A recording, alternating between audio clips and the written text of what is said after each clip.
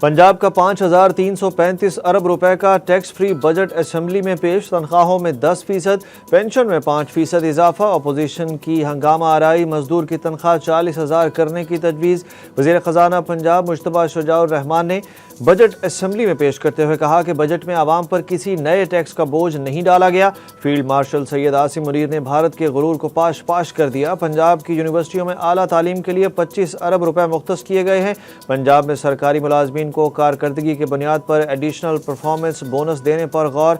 इजलास के दौरान अपोजिशन अरकान ने बजट तकरीर के दौरान शदीद एहतजाज और शोर शराबा किया। बजट तकरीर की कॉपीज फाड़ दी। वज़ीर आला पंजाब मरियम नवाज भी ऐवान में मौजूद थीं।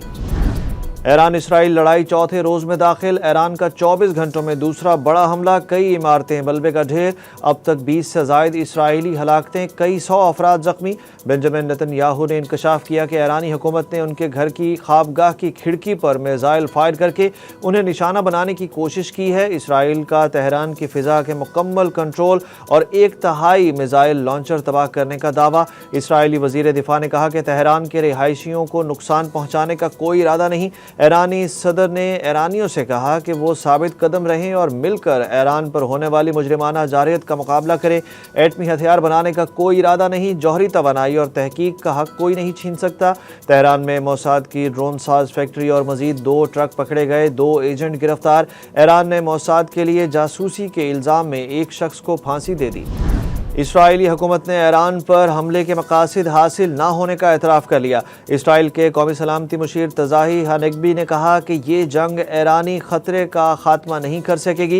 ईरान के पास अब भी हज़ारों बैलिस्टिक मिसाइल हैं। हालिया हमले का मकसद ईरान पर जौहरी प्रोग्राम ख़त्म करने के लिए दबाव डालना था। उनका कहना था कि ईरान पर फ़िज़ाई हमलों से तेहरान के जौहरी प्रोग्राम का खात्मा मुमकिन नहीं है। अमरीकी सदर ट्रंप ही ईरान को जौहरी प्रोग्राम तर्क करने पर मजबूर कर सकते हैं। अमरीका को ईरान पर इसराइल के हमलों का पेशगी इल्म था।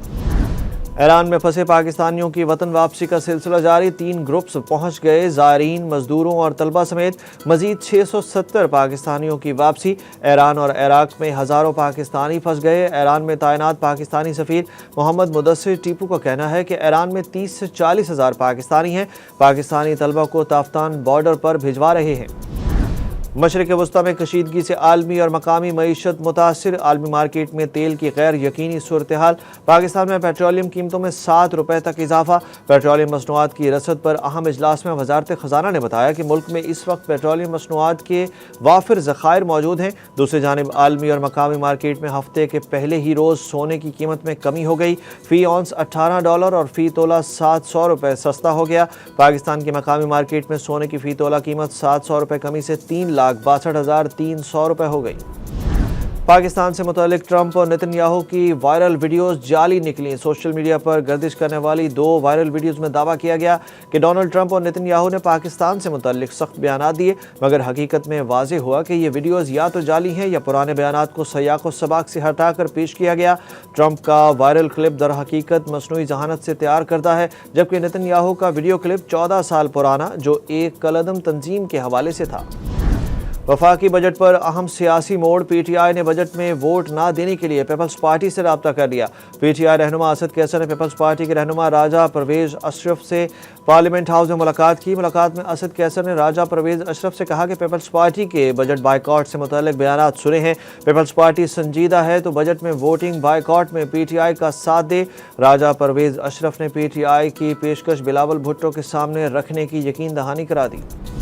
शरह सूद 11% पर बरकरार। स्टेट बैंक ने मॉनिटरी पॉलिसी का ऐलान कर दिया। स्टेट बैंक ऑफ पाकिस्तान की मॉनिटरी पॉलिसी कमेटी के इजलास में मुल्क की माशी सूरत हाल को मद्देनजर रखते हुए आइंदा 1.5 माह के लिए शरह सूद बरकरार रखने का फैसला किया गया।